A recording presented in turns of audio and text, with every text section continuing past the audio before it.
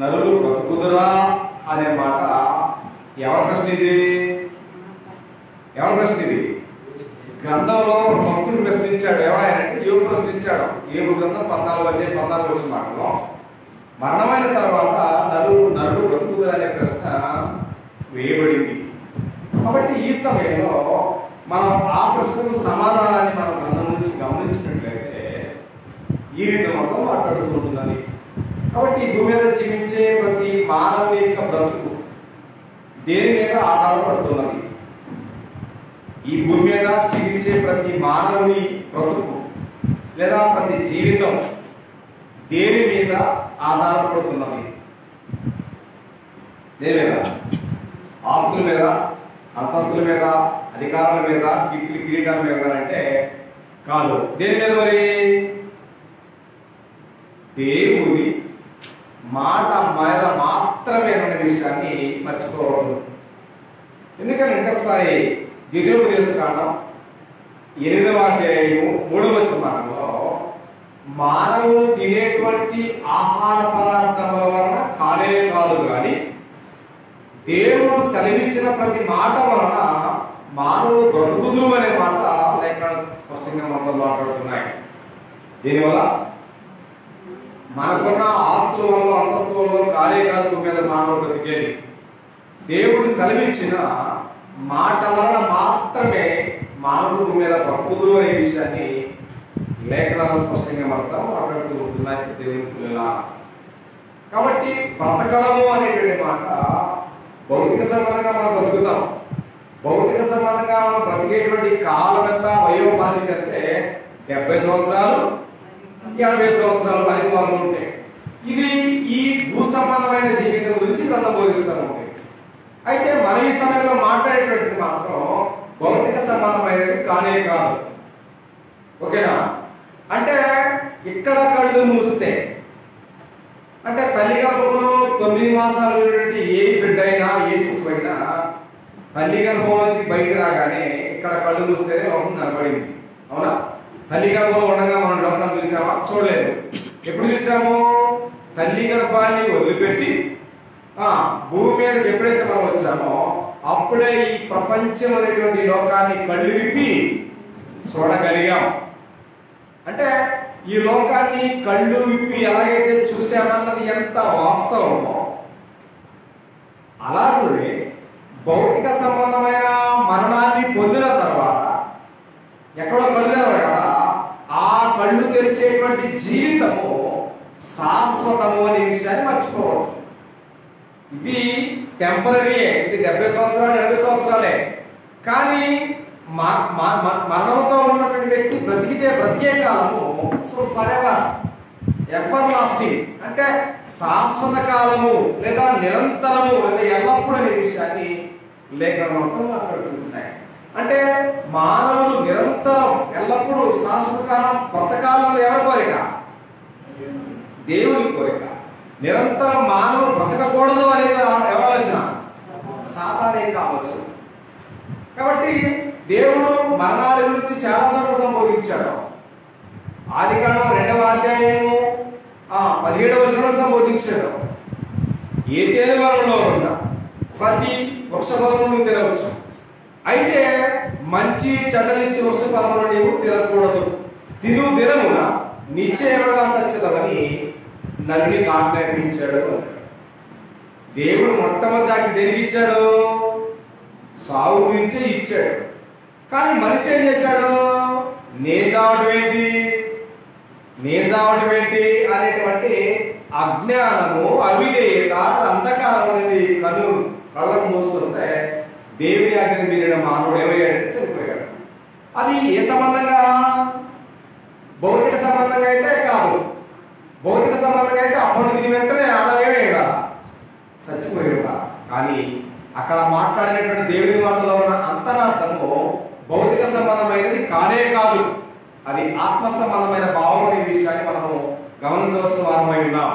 కాబట్టి అదే రీతిన గ్రంథం బోధిస్తున్న ప్రకారంగా ఈ లోకంలో ఏ మానవుని జీవితమైన దేవుని మాట మాత్రమే ఆధారపడింది. అందుకోసమే 90 కీర్తన అంటాడు, నరులారా తిరిగి రండి అని నీవు సెలవిస్తున్నావు అన్నాడు. దేవుడు సెలవిస్తే తిరిగి రమ్మని నేను ఇక్కడ ఇల్లు కట్టుకోవాలన్నా కుదరదు, నేను ఉద్యోగం చేయాలన్నా కుదరదు, ఈ భూమి మీద ఏం సంపాదించాలన్నా కుదిరే పని అనే కాదు. ఉన్న వరకు చాలు, పెట్టిన వరకు చాలు, సంపాదించిన చాలు, సర్దాలంటే సర్దటమే. ఎందుకనంటే ఈ భూమి మీద జీవించే మానవిక వయోకాల పరిమితి దేవుడు నిర్ణయించాడు. ఎప్పుడు నిర్ణయించాడు? ఎప్పుడు నిర్ణయించాడంట? భూమి మీద తల్లి గర్భము నుండి భూలోకానికి రాకమునిపి అన్నాడు. నియమింపబడిన దినములలో ఒకటైనను కాకమునిపి నా బ్రతుకు దినముల నీవు నీ గ్రంథములో లిఖితమైన మాటని 139వ కీర్తన మనం దావీదు భక్తుడు మాట్లాడాడు.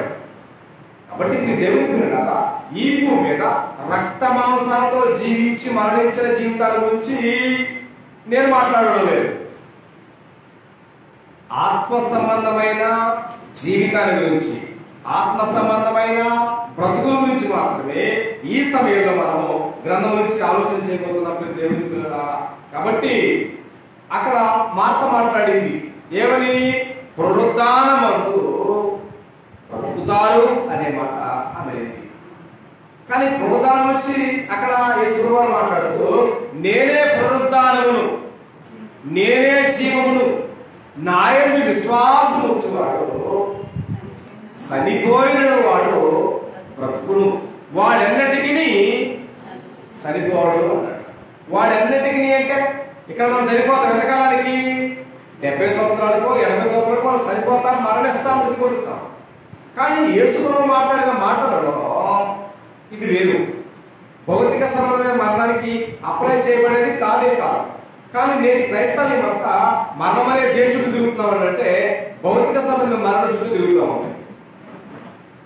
భౌతిక సంబంధమైన మరణం అనేది కామంతి మానవుని యొక్క జీవితంలో అది ఒక మార్గం ఈ లోకాన్ని విడిచిపెడతానికి.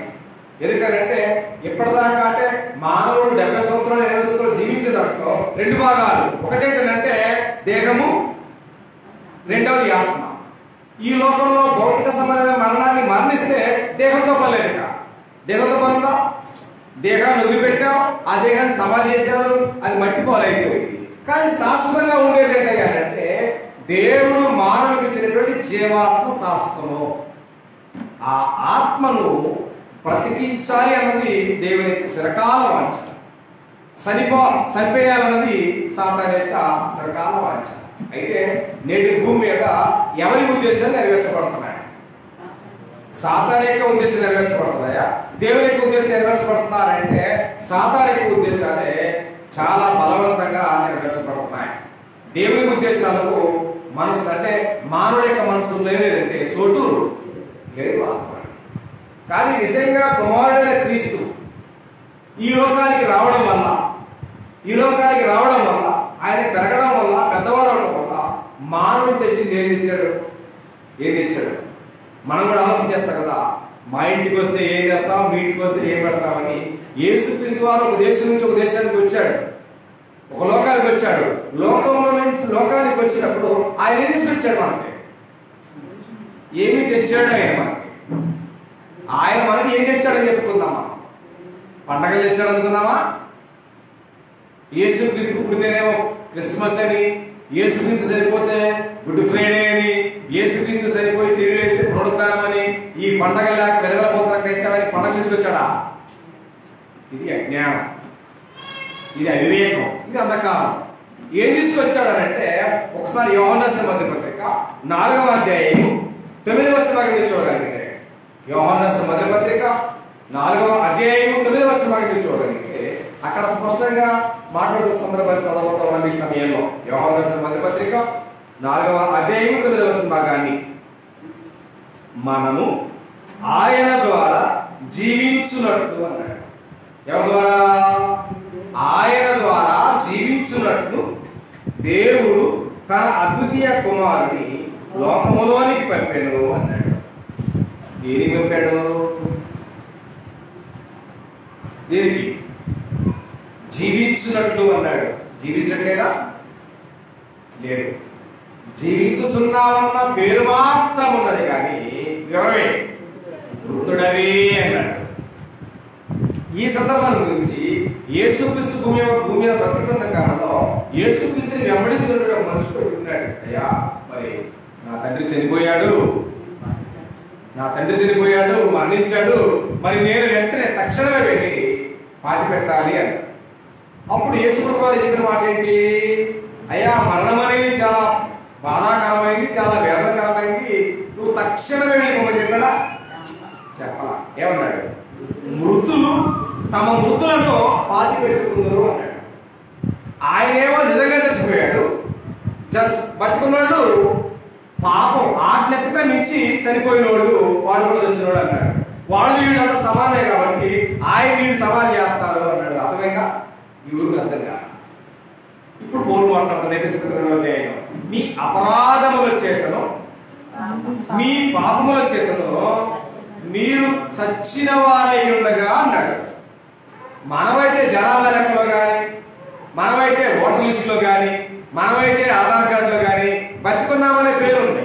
కానీ దేవుడు దృష్టిలో మాత్రం వి ఆర్ ఆల్ డై, మనమంతా చచ్చిన వాళ్ళం అన్నాడు. ఏ లెక్కిది? రాష్ట్ర ప్రభుత్వాలు, కేంద్ర ప్రభుత్వాలు వేసేదేమో జనాభా లెక్క, భౌతిక సంబంధమైన లెక్క. దేవుడు వేసే లెక్క ఏంటంటే ఆత్మ సంబంధమైన లెక్క. భౌతికంగా అయితే అందరూ బతికే ఉంటారు, కానీ దేవుని ఆజ్ఞను విడిచిపెట్టి పాపాలు చేసిన కారణాన మనమంతమే ఉండక మనమందరము మన అపరాధాల చేతను, పాపముల చేతను మనమంతా సచ్చిన వారమై ఉన్నాము. సచ్చినుడు ఏం చేయాలి? సచ్చిన వారిని ఏం చేయాలి? సచ్చినటువంటి లాజర్ని సమాధి చేయకుండా ఎదురు చూశారు.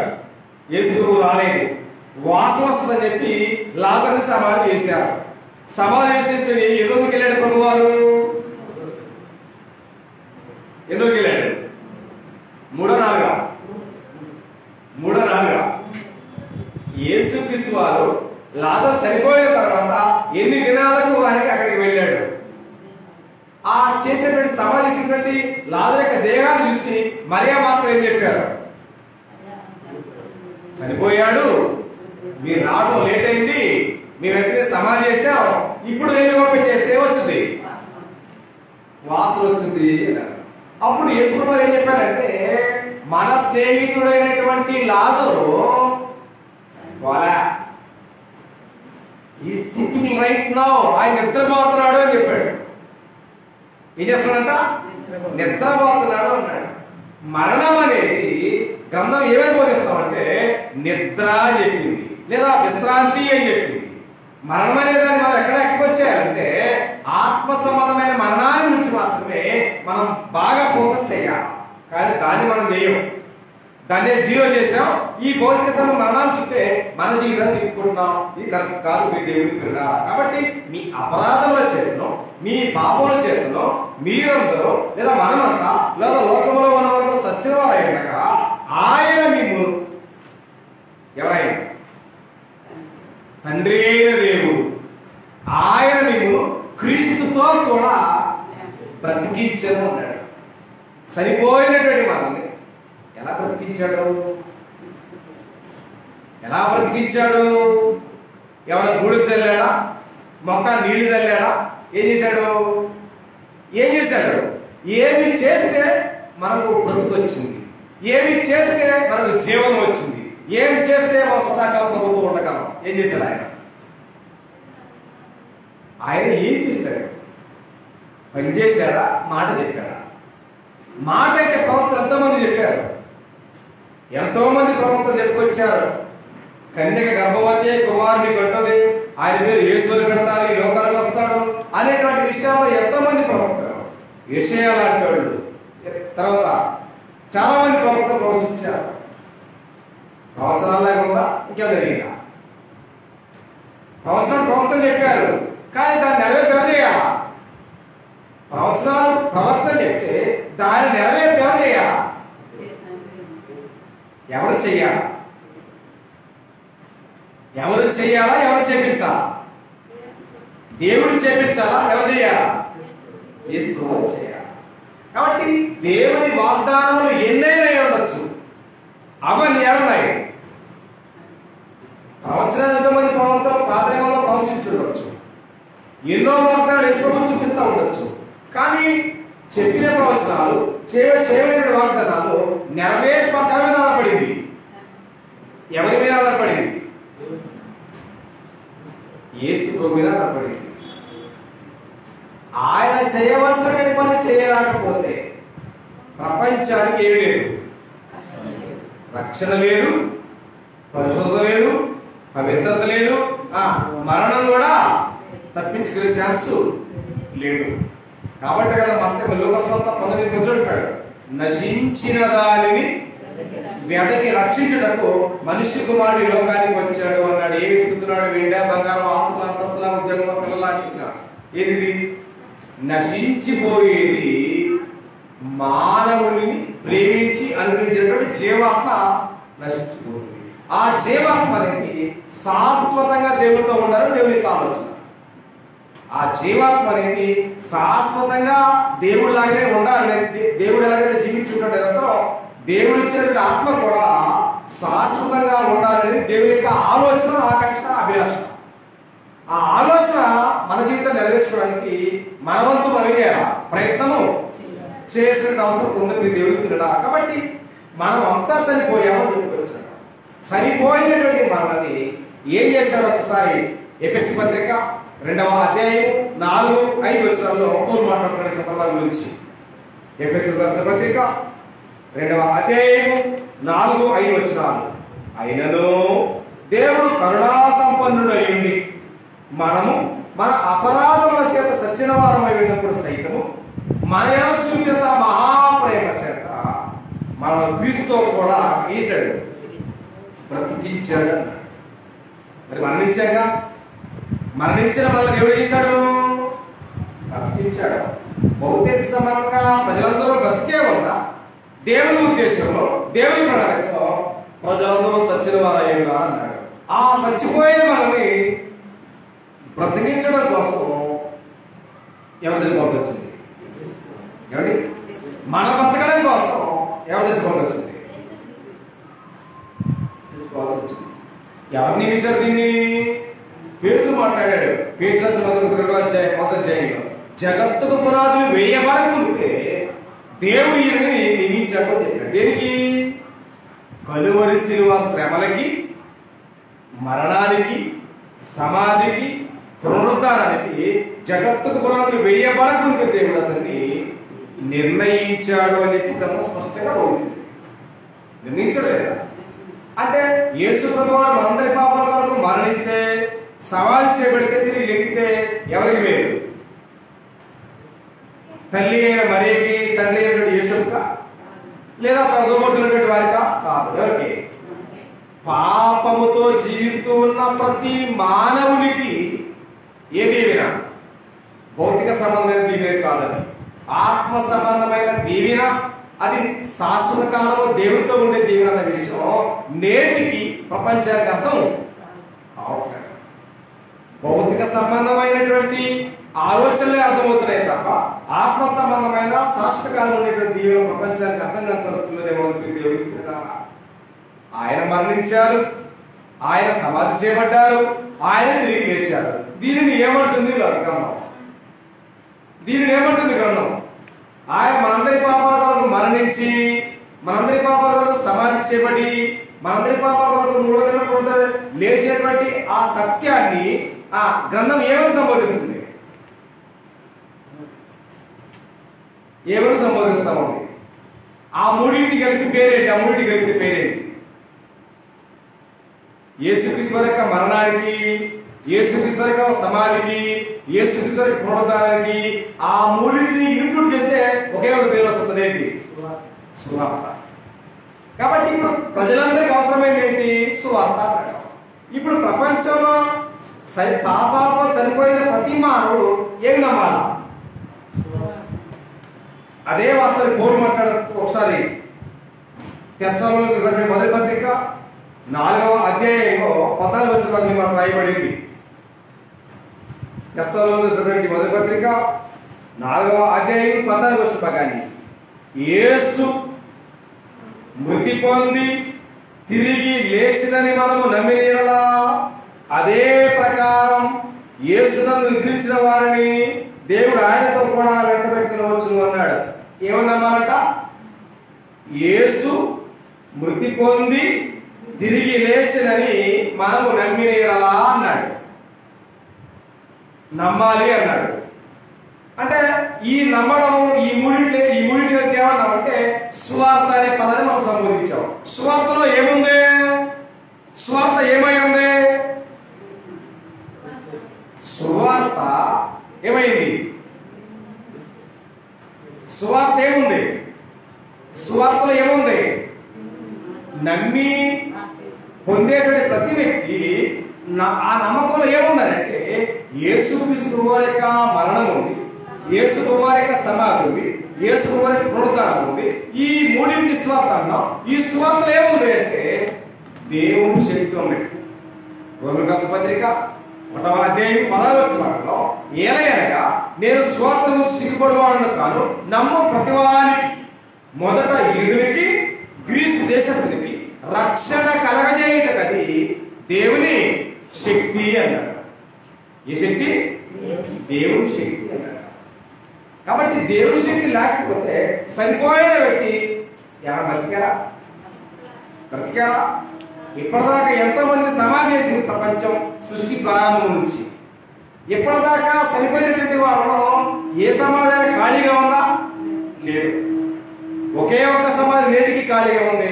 అది ఒకే ఒక్క క్రీస్తు వారి సమాధి మాత్రమే ఖాళీగా ఉంది. ఆ సమాధిలో ఎవరు లేపారు? ఆయన దేవుడు లేపాడు. అందుకోసం దాన్ని స్పష్టంగా పేతురు మాట్లాడాడు. మీరు నరహంతకుడైనటువంటి బరబ్బాని విడుదల చేయమని కోరారు, నీతిమంతుడైనటువంటి క్రీస్తుని మీరు శిలువకు అప్పగించుతుంది, మీరు ఆయనని శిలువకు అప్పగించి చంపివేసింది. ఆయన దేవుడు ఆయన మృతుల్లో నుంచి దేవుడు లేపాడు. దానికి మేము సాక్ష్యమని పేతురు యోహాను చెప్పగలిగారు అపోస్తలుల కార్యాలు 3వ అధ్యాయంలో. కాబట్టి ఇప్పుడు దేవుని కూడా యేసుక్రీస్తు యొక్క మరణం దేని కొరకంటే భౌతిక సంబంధంగా జీవిస్తూ ఉన్న మన జీవితాల గురించి కాదట, ఆత్మ సంబంధంగా మనం పాపాల చేత, అజ్ఞానం చేత, అంధకారం చేత చనిపోతున్న మన జీవితాలకు వెలుగునివ్వడానికి, అట్టి నిత్యనరకమైన జీవితం నుంచి తప్పించడానికి దేవుడు యేసుక్రీస్తు వారిని కలువరిశిలో బలియాగానికి దేవుడు ఆయన్ని అప్పగించాడు. సాటి చేశారని సినిమా బహిర్గతం చేశారా? సాటిగా ఏమీ లేదు, బహిర్గతంగా చేశారు. ఎలా? ఎత్తైన కొండకి తీసుకెళ్లారు. కారణం ఏంటి? ఎత్తైన కొండ ఎందుకు నిర్మించారు? ఎత్తైన కొండ ఎవరు నిర్మించారు? యేసుక్రీస్తు వారి యొక్క కలువరి శిలువ శ్రమల విషయాలలో ఎవరి నిర్ణయం లేదు, ఏ మానవ నిర్ణయం లేదు. అదంతా ఎవరు ప్రణాళిక? నిజంగా లోకాధికారులలో ఎవరికి సంగతి తెలియదంట. లోకాధికారులు తెలిసినట్లయితే మహిమాస్వరూపైన ప్రభువు ఏం చేయబోదు? శిలువ వేయకపోయిందురు అన్నాడు. యేసుక్రీస్తు వారి యొక్క మరణం అనేది గొల్గోతు కొండ మీద జరగాలి. ఎవరి నిర్ణయం? దేవుడి నిర్ణయం. ఎందుకు ఎత్తు అవసరం చెప్పండి? ఎత్తైన కొండ ఎందుకు అవసరం? నేల మీద అయితే అదే ఎత్తైన కొండ అయితే అంటే ఎత్తైన స్థలంలో తెలియజేసడం అంటే ఆ ఎత్తైనటువంటి దేవుని ఉద్దేశాలను గమనించగలిగితే, ఆ ఎత్తైన ఉద్దేశాలను చూడగలిగితే నీ జీవితం కూడా మార్చబడుతుంది. యు సీ, నువ్వు చూడు అనేటువంటి సత్యాన్ని దేవుడు తెలియజేయడానికి వస్తే అలాంటి కలువరి శిలువ త్యాగాన్ని చేశాడు. ఆయన మనందరి పాపాల కొరకు ఈ లోకంలో పుట్టి మరణించి సమాధి చేయబడి పునరుద్ధారుడై 2024 సంవత్సరాల క్రితంగా జరిగింది. అది ఏ జీవితం బ్రతికింది చెప్పండి? ఏదో ఆచారంలాగా వెళుతుంది తప్ప నేను నిజంగా యేసు ప్రభువు మరణించింది నన్ను బ్రతికించడానికే అన్నటువంటి ఆలోచన ఏ క్రైస్తవ జీవితంలో ఉంది? ఉందా? లేదు. ఎంతసేపటికి డిసెంబర్ ఎప్పుడు వచ్చిందా, మార్చి ఎప్పుడు వచ్చిందా, ఏప్రిల్ వచ్చిందా అనేటువంటి లోక సంబంధమైన ఆచారం కోసం క్రైస్తవ్యం పరుగులు పెడుతుంది తప్ప నా జీవితం మరణంలో ఉంది, నా జీవితం అగ్నిగుండంలో ఉంది, అగ్నిగుండంలో ఉన్న నా బ్రతుకు నా జీవితాన్ని శాశ్వత కాలం విముక్తి చేయడానికి విడుదలకి దేవుడి లోకానికి తన కుమారుడు పంపించాడు. ఆయన మరణం ద్వారా నా జీవితానికి ఒక దీవెన ఇచ్చినటువంటి సంగతిని ఆలోచించే క్రైస్తవులు ఉన్నారంటారా?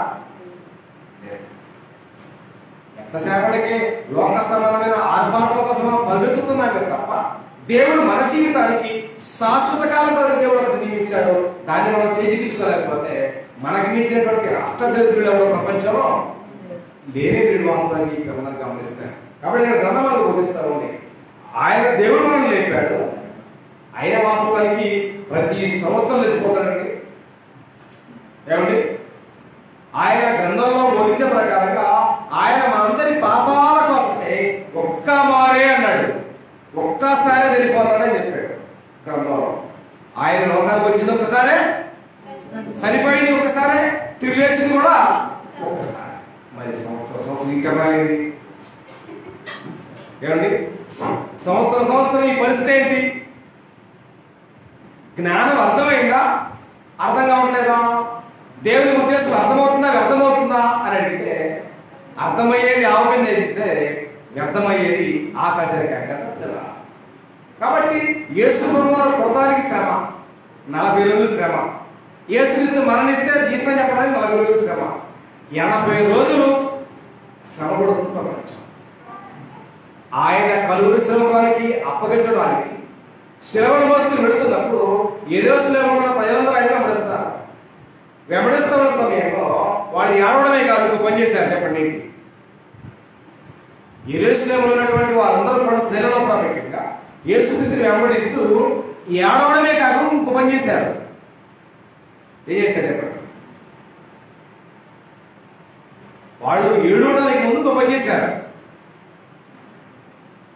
మా ప్రభువుని కలువరి శ్రమల ద్వారా ఎంతో ఇబ్బంది పెడతారు, ఎంతో శ్రమపడుతున్నటువంటి బాధ వాళ్ళు ఉత్పన్నమయ్యి వాళ్ళు రొమ్ము కట్టుకుంటూ ఏడ్చారు. ఓకేనా? రొమ్ము కొట్టుకుంటూ ఏడ్చారని గ్రంథం స్పష్టంగా బోధిస్తుంది. ఆ మాట యేసు గారు మాట్లాడారు గ్రంథంలో. ఓకేనా?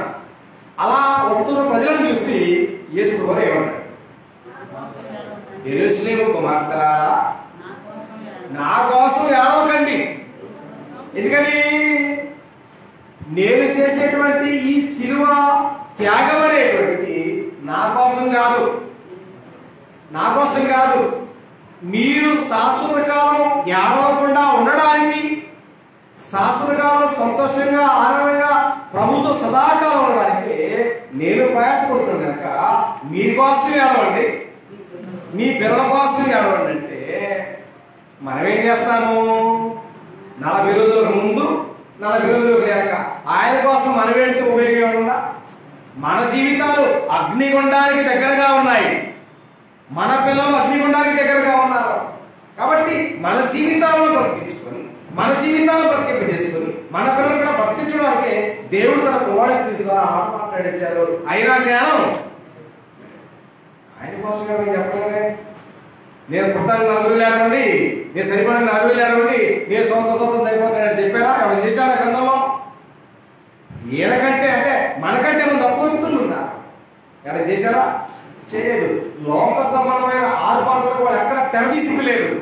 కానీ ఆత్మ సంబంధమైనటువంటి జ్ఞానాన్ని ఏనాడో పక్కన పెట్టి భౌతిక సంబంధమైనటువంటి అలవాట్లకి ఆచారాలకి నేడు తెరలేపింది.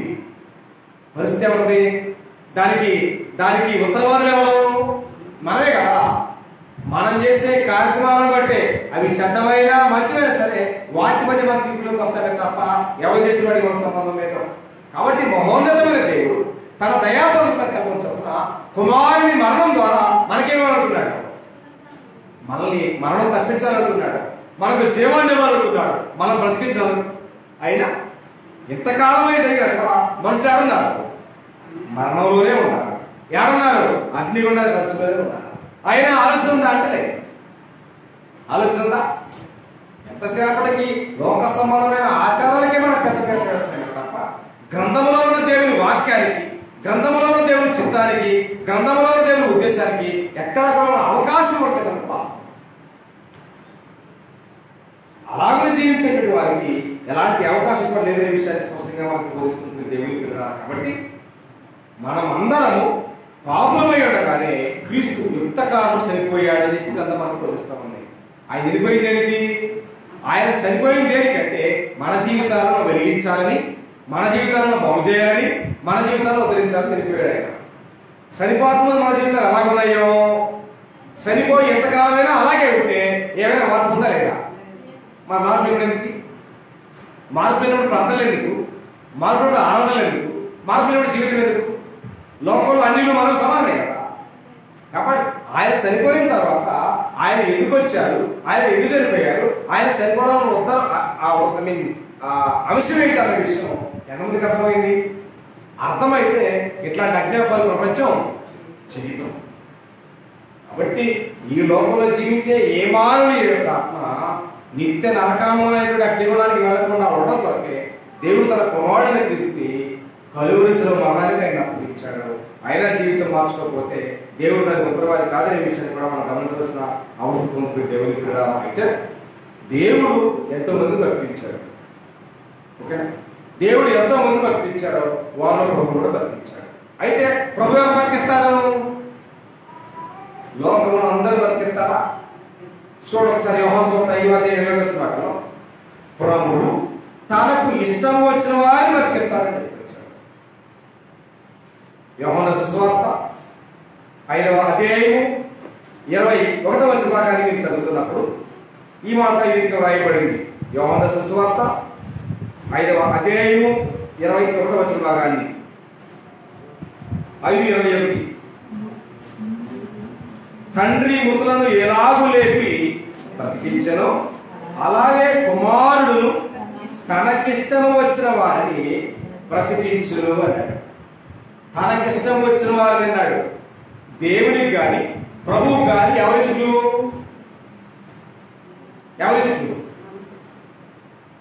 ప్రభువు గాని దేవునికి గాని ఎవరి శుద్ధులు? ఎవరైతే దేవుని ఆజ్ఞలు పాటించి, దేవుని ఆజ్ఞలు గౌరవించి, దేవుని ఆజ్ఞలు లోబడే వారు ఎవరంటారో వారు మాత్రం దేవునికి ఇష్టం. అంతే తప్ప ప్రభువా ప్రభు అని ఒకదప్పుడుగా పిలిచే అవకాశం ఉందా?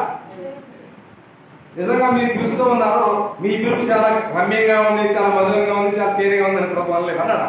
మత్తయి 7:27 అన్నాడు, ప్రభువా ప్రభువా అని ఒకదప్పుడుగా పిలిస్తే ప్రయోజనం ఏమి లేదు. ప్రయోజనం కావాలి అంటే ఏం చెప్పాడు? పరలోకమందున్న నా తండ్రి చిత్త ప్రకారం చేయగోరు వాడే పరలోకానికి వెళ్తాడు, వాడు బ్రతికించబడతాడు ప్రభువు చెప్పాడు.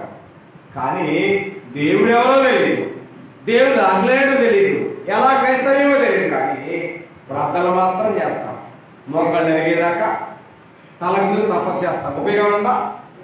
కాబట్టి అన్యాక్రాంతమైన ప్రార్థనలో దేవుడు కోరడం లేదు.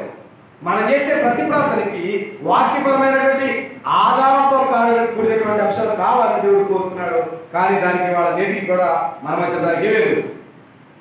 ఆ ప్రశ్నలకు సమాధానం మన మధ్యలో లేదన్నది కింద బోధించి వాస్తవం దేవునికి తిన్నారు. కాబట్టి మనము ఆయన ద్వారా జీవించాలని, ఆయన ద్వారా బ్రతికించబడాలని, ఆయన ద్వారా పరలోకం చేయాలని, ఆయన ద్వారా మనందరం పునరుత్థానం కావాలని దేవుడు జగత్తుకు నదులు వేయబడుతుంటే ఆయనను దేవుడు నియమించాడు. కానీ మనం మరణంలోనే ఉన్నాం, పాపంలోనే ఉన్నాం, నిత్య అగ్నిగుండానికి దగ్గరగానే ఉన్నాం తప్ప మన జీవితాల్లో ఎంత మాత్రం ఏమాత్రం కూడా మార్పు తెచ్చుకోకుండా భూమి మీద నామకాన్ని బ్రతుకుతున్నాం అన్నది గ్రంథం బోధించే వాస్తవం దేవునికి తిన్నారు. కాబట్టి మనము నమ్మిన ఎడలా అన్నాడు. ఏమన్నా మనం నమ్మిన వాళ్ళు ఏం చేస్తారు? నమ్మని వాళ్ళు ఏం చేయరు. క్రీస్తు యేసు నందున్న వారికి ఏ శిక్షా విధియు లేదు అని పోలి హోమపత్రిక 8 వచ్చిన మాటలో మార్కు సువార్త ప్రభు ఏం చెప్పాడంటే, మరియు మీరు సర్వలోకములకు వెళ్ళి సర్వ సృష్టికి సువార్తని ప్రకటించండి. నమ్మినోడు ఏం చేస్తాడు? నమ్మినోడు బాప్తిసం పొందుతాడు. కాబట్టి బాప్తిసం పొందినవాడు రక్షించబడతాడు. నమ్మనివాడు ఏం చేయడం? నమ్మని వాడు బాప్తిజం పొందడం. ఏమని నమ్మలేదు? నేను పాపిని కాదు, యేసుక్రీస్తు నా పాపాల కొరకు మరణించలేదు, యేసుక్రీస్తు నా పాపాల కొరకు సమాధి చేయలేదు, యేసుక్రీస్తు నా పాపాల కొరకు తిరిగి పునరుద్ధానం మూడున లెగవలేదు అనేది అతని నమ్మకం. కాబట్టి ఆ వ్యక్తి బాప్తిజం బాప్తిజం పొందినోడు ఒకటేనా? కాదు. ఎందుకు అని అంటే మా వాస్తవానికి గొర్రెల మందలు మేకల మందలు నాకు తెలుసు. మందల్లోనే తల్లులు ఉంటాయి, పిల్లలు ఉంటాయి. యజమానుడు చూపించి ఇదమ్మా నీ తల్లి చూపిస్తాడు యజమానుడు చింపుడు.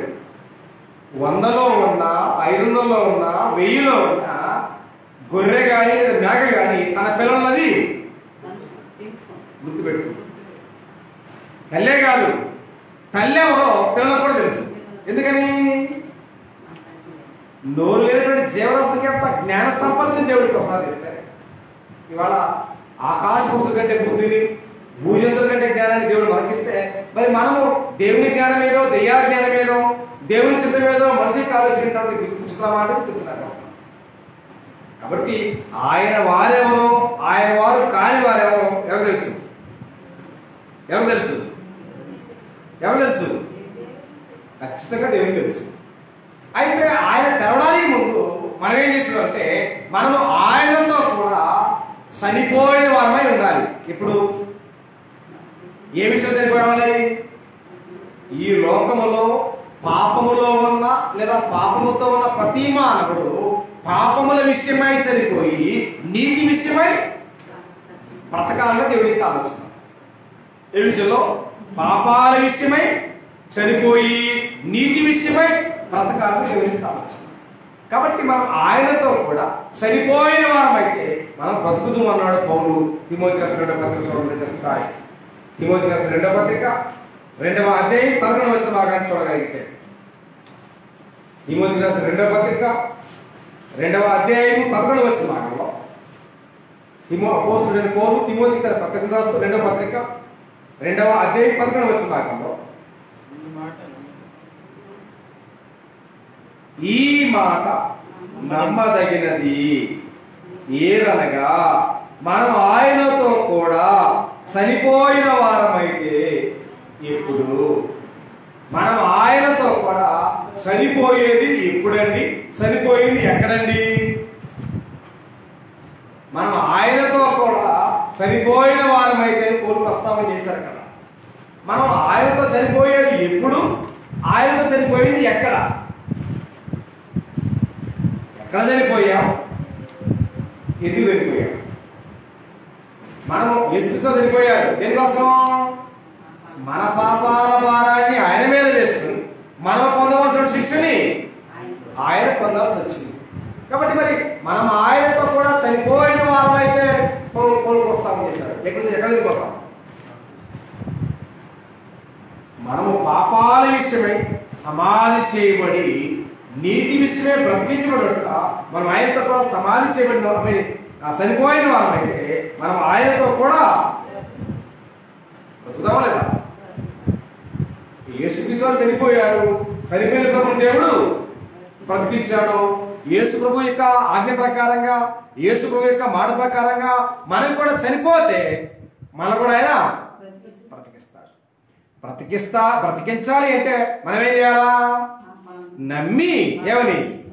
యేసుక్రీస్తు నా పాపాల విషయమే చనిపోయి సమాధి చేయబడి తిరిగి లేచారన్న సత్యాన్ని నమ్మి బాప్తిస్మం అంటే అర్థం ఏంటంటే మనం ఆయనతో కూడా చనిపోవడమే, ఆయనతో కూడా సమాధి చేయబడమే, ఆయనతో కూడా పాతి పెట్టబడమే.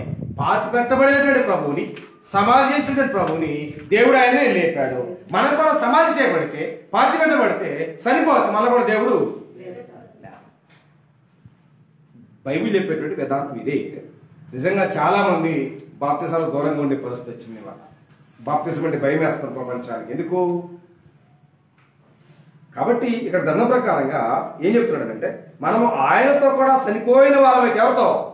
యేసు ప్రభుతో కూడా చనిపోయిన వారిలాగా సమాధి చేయబడితేనే మనం ఆయనతో కూడా బ్రతుకుదుము అంటాడు. అంటే లోక సంబంధమైన ఆలోచన చేత, లోకాన్ని ప్రేమించే వారంగా లోకం మీద ఉన్న వ్యామోహం చేత మనము బాప్తిజం ప్రకారంగా సమాధి చేయబడకపోతే, చనిపోకపోతే దేవుడు మన జీవితానికి ఏమడం?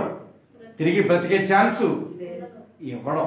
ఎందుకంటే జీవించుతున్నామన్న పేరు మాత్రం ఉన్నది, నువ్వు మృతుడివి అన్నాడే. ఏంటి ఆ మృతుడివి?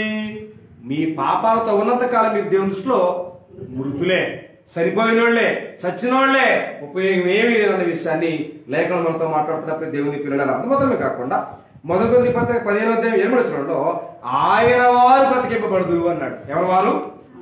ఆయన వారు అన్నాడు. ఎవరు ఆయన వారు? ఎవరైన వారు అంటే లోకంలో క్రైస్తవులుగా అడావుడిగా జీవించే వారి గురించి మాట్లాడుతున్నది. అక్కడ నిజంగా క్రైస్తవునికి దేవునికి మధ్యలో వారధి ఏంటి చెప్పండి, లేదా సృష్టికి దేవుని మధ్యలో వారధి ఏంటి చెప్పండి. దేవుడు 6 దినాలు సృష్టి చేశాడు.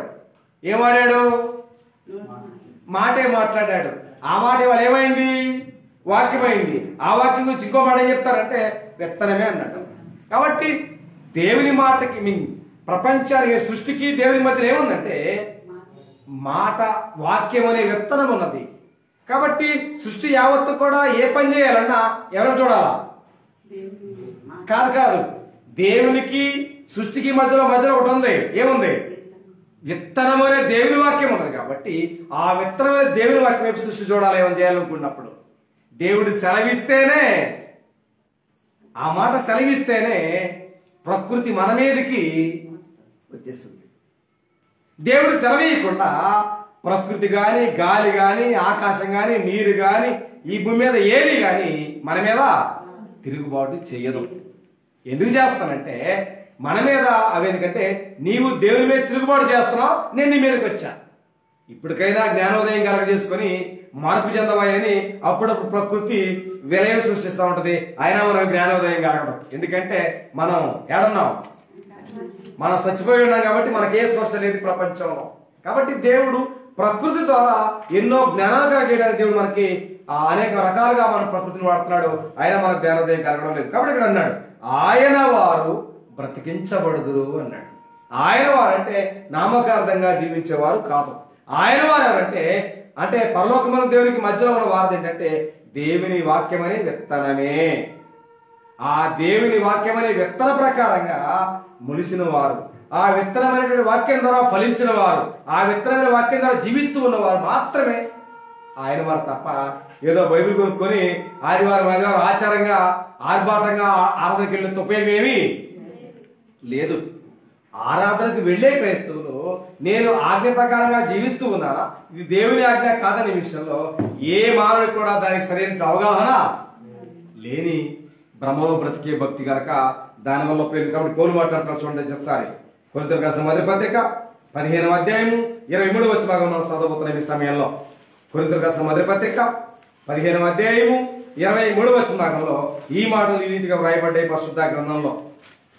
కొరింథీయులకు రాసిన మొదటి పత్రిక 15:23 ప్రతి వాడును తన వరుసలోనే బ్రతికింపబడును.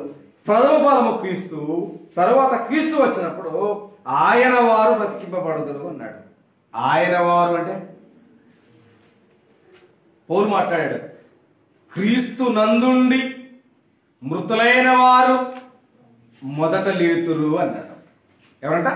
క్రీస్తు నందుండి మృతులైన వారు అన్నాడు. ఇప్పుడు క్రీస్తు రాగానే ఆయన వారు అంటున్నారు. ఎవరు ఆయన వారు? క్రీస్తు నందున వారు ఎవరు? ఆయన వారు ఎవరు? క్రీస్తు నందు అంటే అర్థం ఏంటి? క్రీస్తునందు అంటే అర్థం ఏంటి? క్రీస్తునందు అంటే అర్థం ఏంటంటే క్రీస్తుకి శరీరం ఉంది, దాన్ని ఇంగ్లీష్లో బాడీ అంటారు. ఓకేనా? బాడీ అయిన తర్వాత దానికి ఏముంటది? శిరస్సు ఉంటది. బాడీకి శిరస్సు ఉండాలా, శిరస్సుకి బాడీ ఉండాలా. ఈ రెండు అతకబడితేనే దాన్ని ఒక మనిషిగా మనం పరిగణిస్తూ ఉంటాం. ఓకే, ఇప్పుడు క్రీస్తు నందుండి అనే మాటకు మనం జ్ఞాపకం చేసుకుంటే ఆయన బాడీలో లేదా ఆయన శరీరంలో ఏంటి? ఆ శరీరం, ఆయన శరీరం అంటే అర్థం ఏంటి? సంఘము అను శరీరమునకు క్రీస్తే శిరస్సు అన్నాడు. క్రీస్తు నందుండి అంటే అర్థం ఏంటంటే క్రీస్తు సంఘములో ఉండి చనిపోయిన వారు మొదట లేతురు, వారే ఆయన వారు. క్రీస్తులో లేక సాధారణ లోకంలో ఉన్న వారు దేవునికి క్రీస్తుకి సంబంధం లేదు. వారు నా బాడీలో ఉంటాయి కదా, నా ఆర్గాన్స్ అయితే కదా నాకు సంబంధం, నా ఆర్గాన్స్ కాకపోతే నాకే సంబంధం. కాబట్టి ఆయన దేహంలో అవయవాలు ఎవరంటే ఆయన క్రీస్తు సంఘంలో వాక్య ప్రకారంగా విత్తనం అనే దేవుని వాక్య ప్రకారంగా తిరిగి బాప్తిసం పొందిన వారు మాత్రమే ఆయన శరీరంలో ఏమంట అవయవాలు అన్నాడు. ఆయన దేహం ఆయన అవయవాలు అయితే కదా ఆయన దేహంలో ఉంటాయి, వేరే అవయవాలు అయితే ఉంటాయి, వేరే చోట ఉంటాయి. కాబట్టి క్రీస్తు శరీరంలో అవయవాలమైన మనం మాత్రమే క్రీస్తులో ఉంటాం, ఆయన ఉంటాం, క్రీస్తు వారమై ఉంటాం. కాబట్టి ముందు బతికేది ఎవరంట? ఆయన వారిని ఆయన బ్రతికిస్తాడన్నాడు. ఆయనకు సంబంధం లేని వారిని ఆయన బ్రతికించం. ఆయనకే పని, ఆయనకే పని, ఆయనకే పని అంతా లేదు. ఆయన వారు ఆయన ఆయన ఆయన గొర్రెలు అయితే ఏమంటాయట? నా గొర్రెలు నా స్వరం వింటాయి అన్నాడు. నువ్వు దెయ్యాల స్వరం వింటే నువ్వు దేవుని సంబంధం కాదుగా. కాబట్టి దేవుని సంబంధం విన్నాడు ఏమంటాడు? దేవుని మాట వింటాడు. దెయ్యాల మాట వినగా, ఒక దెయ్యాల మాట విన్నవాడు దేవుని సంబంధం కాలేడుగా. కాబట్టి వాక్యం అనే వెలుగులో మన క్రైస్తవ జీవితాన్ని మనకు మనంగా ఎవరు బోధించిన అవసరం లేదు. మనకు మనంగా పరిశీలన చేసుకున్నా, మనకు మనంగా పరీక్షించుకున్నా మనకు అర్థమయ్యే భావమే భక్తి. కానీ దీన్ని కూడా అర్థం చేసుకోలేకపోతే ఇంకెవరు బాగు చేయగలరు? ఎవరు బాగు చేయగలరా? ఎవరు బాగు చేయలేరు. కాబట్టి క్రీస్తు వచ్చినప్పుడు ఆయన వారు బ్రతికించబడతారన్నాడు. ఈ బ్రతికే బ్రతికి ఎక్కడికి? ఏడగాసం కాదు, శాశ్వతమైన చిరకాలం ఉండే ఎల్లప్పుడూ ఉండేటువంటి నిత్యరాజ్యంలోనికి ప్రవేశం కొరకు అని అంటున్నాడు దేవుడు. కానీ మనమేమనుకుంటున్నామంటే ఇక్కడ బతికేమలేదు, బతికిన తర్వాత రాజోడు రెడ్డోడు తర్వాత ఇంకెవరు సరిపోయిన తర్వాత ఏమైంది అనుకుంటాం. నిజంగా భూలోకంలో జన్మించిన ప్రతి వ్యక్తి తల్లి గర్భంలో ఉన్నంత కాలం దీనికి మించినటువంటి లోకం మరొకటి లేదని అనుకుంటాడు.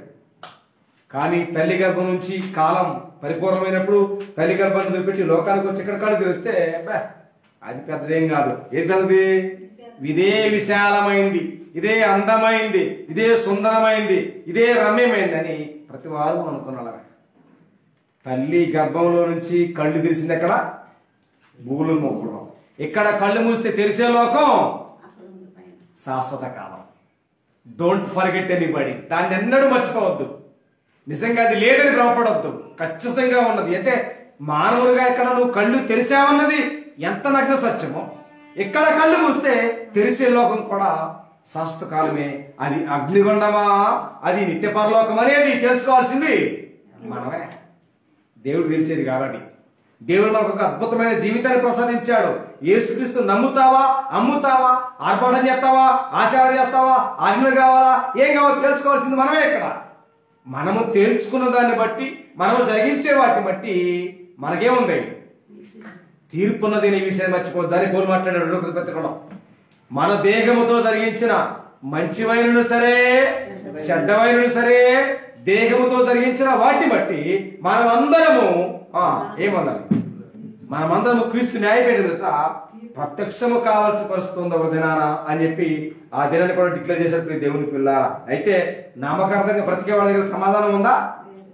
లేదు. ఎందుకంటే వాక్యపరమైనటువంటి ఆధారాలు వాళ్ళ దగ్గర లేని కారణంగా వారు కానీ ప్రపంచం కానీ ఎవరు ఏం మాట్లాడటానికి అవకాశమే లేదు. ఎందుకంటే ఆజ్ఞను మీరిన ఆదాము ఏమయ్యాడు? చెట్టు చాటు దాక్కోవాల్సి వచ్చింది. ఇవాళ దేవుని ఆజ్ఞమైనటువంటి సత్యాన్ని కూడా విడిచిపెట్టినటువంటి లోకం కూడా రేపటి నాన్న దేవుని సన్నిధిలో మౌనంగా గమ్ముగా ఏసి ఎక్కడో చెట్టు చాటు పుట్ట చాటు నక్కోవాల్సింది తప్ప ముందుకొచ్చి మాట్లాడే సాహసం లేదు. ఎందుకనంటే దొంగకు ముఖం నలుపు గనక ఆయా కారణాల వల్ల ప్రపంచం అంత ఏమైనా ఉండాల ఏడో శాతం దాకా ఉండాల్సిన పరిస్థితి తప్ప దేవుని ముందుకు ధైర్యంగా వచ్చేటువంటి అవకాశం లేదు దేవుని పిల్లల. కాబట్టి ఈ లోకంలో జీవించే ప్రతి వ్యక్తి ఈ జీవితము ఎక్కడితో ముగించకూడదు. ఈ జీవితము ఇక్కడ ముగించగానే నిత్య నరకానికి వెళ్ళకూడదన్న దేవునికి ఆలోచన. ఆ ఆలోచనను మార్చడానికి మనకు కనిపు కలిగించడానికే దేవుడు కలువరి శిలువ త్యాగం అనేటువంటి ఒక గొప్ప కార్యం దేవుడు జరిగించాడు. ఆ కార్యాన్ని కళ్ళతో చూసినా శవలతో విన్నా మనకి ఏం కలగట్లేదు? శరణం కలగట్లా, స్పర్శ కలగట్లా. ఎందుకంటే మన మనోనేత్రాలకు సాతాను గుడ్డితనాన్ని కలగజేశాడు కనుక మనం భూమి మీద మానవులుగా బ్రతుకుతున్నామన్న మనుషులమే తప్ప మనం జీవసేవాలం అన్నది గ్రంథం బోధించే వాస్తవాలు ఉపయోగం ఉందా?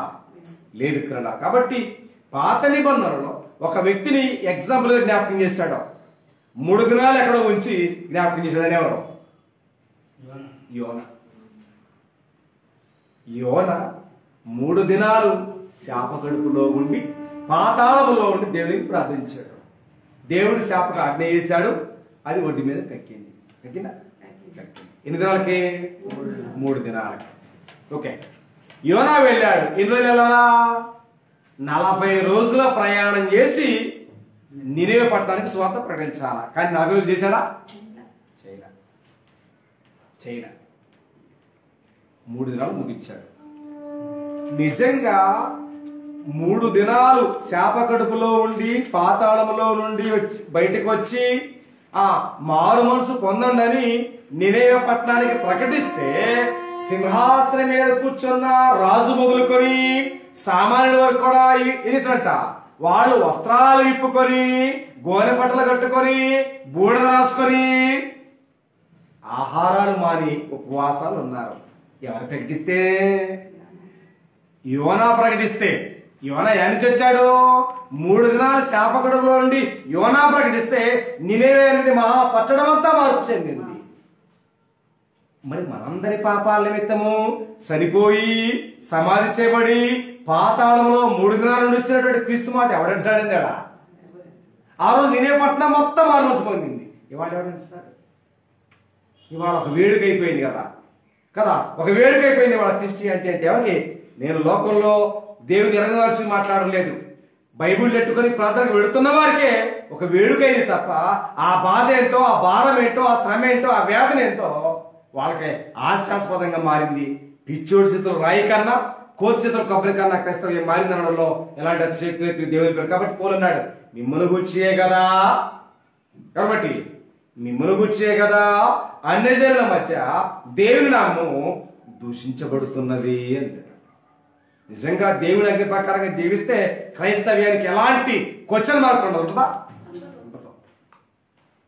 దాన్ని ఎవరు ప్రశ్నించేది కూడా కాదు. వాస్తవానికి క్రైస్తవ్యం అనేది ఒక మార్గమే అయినప్పటికీ కూడా ఇవాళ ప్రపంచం చేసిన గారడీలు ఎంత వర్ణింపలేనివి, సహింపలేనివి కదా.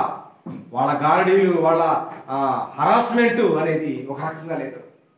వాక్యాన్ని వాక్యంగా బోధించి అనేకమైన వ్యక్తులు క్రైస్తవులుగా మార్చడంలో ఎలాంటి ఇబ్బంది లేదు. కానీ క్రైస్తవులుగా సేవలను పెడుతున్న చేసేటువంటి గారడీ పనులు మాత్రమే ప్రపంచాన్ని ఇబ్బందులు పెడుతున్నాయి. కాబట్టి అది ప్రశ్నార్థకం అయిపోయింది. కాబట్టి మిమ్మల్ని బట్టే కదా అన్యజనుల మధ్య దేవుని నామం దూషించబడుతుంది అన్నాడు. కాబట్టి యోనా 3 దినాలు శాపకడుపులో ఉంటే ఆనాటి దేశమంతా నమ్మింది. మరి యేసుప్రభువు 3 దినాలు ఏడున్నాడు, పాతాళంలో ఉండి వచ్చాడు. అయినా ప్రపంచం నమ్ముతుందా? నమ్మట్లేదు, బాప్తిసం పొందట్లేదు, సొంత రక్షణ స్వీకరించట్లేదు. నిత్య నరకానికైనా సిద్ధపడుతున్నారు తప్ప జీవితాన్ని మాత్రం మార్చుకునే ఆలోచన క్రైస్తవులు చేయట్లేదు. అంత మాత్రం కాకుండా యేసుక్రీస్తు భూమి మీద బ్రతికుండగా ఒక ఉపమానం చెప్పాడు. ఒక ఆయనకి 2 కుమారులు ఉన్నారంట. ఎంతమంది? ఒక ఆయనకి 2 కుమారులు ఉన్నారు. పెద్దవాడు, చిన్నవాడు. చిన్నవాడేమో తండ్రికి ఇష్టంగా ఉన్నాడు. చిన్నోడే తండ్రికి ఇష్టంగా ఉన్నాడు. పెద్దవాడు తన ఆస్తి మొత్తాన్ని తీసుకొని వెళ్ళిపోయి తన ఆస్తి మొత్తాన్ని జలసా చేసి పందులు కేసేటువంటి పొట్టును కూడా తిని ఆలోచించాడు. ఏంటి ఈ పొరపాటుకి, ఈ గత్యంతరానికి, ఈ గతికి కారణం నేనే అని చెప్పి తన మనస్సును మార్చుకొని తిరిగి వచ్చిన కుమారుడు చూస్తుంటే ఉన్నాడు, తప్పిపోయిన నా కుమారుడు తిరిగి మరలా బ్రతికెను అన్నాడు. కాబట్టి మనం కూడా మన అపరాధాల విషయంలో, మన పాపాల విషయంలో మనం సరిపోయాం. కానీ మన పాపాలు, మన స్థితిగతులు ఏంటో తెలుసుకుని మారు మనసు పోయి తిరిగి వస్తే దేవుడు సంతోషిస్తాడు. ఎలాగనా? తిరిగి మరలా వచ్చిన కుమారుడు మరలా బ్రతికాడు. నిన్ను బతికించుకున్నటువంటి సాటిస్ఫాక్షన్ దేవుడికి కావాలని దేవుడు కోరుతున్నాడు. కానీ వాళ్ళ అలా తిరిగి వచ్చే మనుషులే లేరు నేటికి పిల్లలారా. కాబట్టి మరణమైన తర్వాత నన్ను బ్రతుకుదురు అంటే బ్రతికే అవకాశం ప్రతి ఒక్కరి చేతులు దేవుడు ఇచ్చాడు. ఎవరి ద్వారా? కుమారుడైన క్రీస్తు ద్వారా ప్రతి వారికి ఇచ్చాడు. కాబట్టి ఆ మరణాన్ని దృష్టిలో ఉంచుకొని మన జీవితాన్ని మార్చుకుంటూ మనం కూడా శాశ్వత కాలం ప్రభుతో ఉండడానికి బ్రతికే వారంగా ఉండాలా ఉండకూడదు అన్నది మన వ్యక్తిగత నిర్ణయాలు. కాబట్టి మనం శాశ్వత కాలం బ్రతకాలని దేవునికి ఆలోచన. శాశ్వత కాలం సదాకాలం ప్రభుత్వం కూడా దేవుడు కోరుతున్నాడు. అలాగే ఉండాలంటే భూమి మీద మనం చేయవలసిన పని మనం చేయాలి. మనం చేయాల్సిన పని మనం చేయకపోతే అది సరిపోయిన తర్వాత చేసేది కాదు. బ్రతికొండగానే చేయాలి. ఏంటి మనం బ్రతికొండగా చేసే పని అంటే యేసుక్రీస్తు మన పాపాల విషయం చనిపోయాడు, సమాధి చేయబడి తిరిగి వచ్చాడు. మనం కూడా, నేను కూడా నా పాపాల విషయమే చనిపోవాలా, సమాధి చేయబడాలా, తిరిగి పునరుద్ధరణై లేగాలి అన్నటువంటి నమ్మకము కార్యాలు ఆ కార్యం జరిగితేనే మనము ఇక్కడ శాశ్వత కాల ప్రభుత్వం కూడా బతికే అవకాశం ఉంటుంది. లేకపోతే మనం దేవుని వాక్యం చెప్పినట్టుగానే మనం నిత్య అగ్నిగుండానికి ఆహుతి కాస్తున్నాయి. నిత్య నరకానికి వెళ్ళాలన్నా, నిత్య జీవానికి వెళ్ళాలన్నా, నిత్యము దేవునితో బ్రతికొండాలన్నా, బ్రతికొండకూడదన్నా దేవుడు మనసిత్రులు పెట్టాడు. మనం ఏ విధంగా ఉండాలని తీర్మానం చేస్తారో ఆ విధానంగా నేను మీరు ఉండకూడదని, దేవుని వాక్య ప్రకారంగా సదాకాలం క్రీస్తుని బ్రతికింపబడేవారుగా మనం అందరం ఉండాలని ప్రేమతో ఇటు వాక్యాన్ని అందరికీ కూడా హృదయపూర్వకంగా తెలియజేస్తూ, ఇటు అవకాశం నాకు ఇచ్చినటువంటి దేవునికి హృదయపూర్వకంగా తెలియజేస్తూ నేను అందరికీ ఉన్నారు ప్రార్థన చేసుకున్నాను.